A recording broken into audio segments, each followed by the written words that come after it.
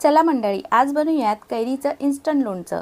हे लोणचं थोडंसं तिखट, आंबट, एकदम चटपटीत होतं। त्यासाठी इथे मी कैऱ्या पाण्याने स्वच्छ धुवून पुसून घेतल्या। कैरी किसताना एकाच दिशेने किसायची आहे, म्हणजे जो किस आहे तो असं जाडसर पडेल। 3 चमचे बडीशेप, 1 चमचे जिरे, अर्धा चमचा मेथी आणि 1 चमचा राई घ्यायची। हे थोडंसं असं भाजून घेतलं। पूर्णपणे थंड झाल्यावर मिक्सरला त्याची पावडर करून घ्यायची। आता हिरव्या मिरच्या आणि लसूण इथे मी चॉपरला बारीक करून घेते।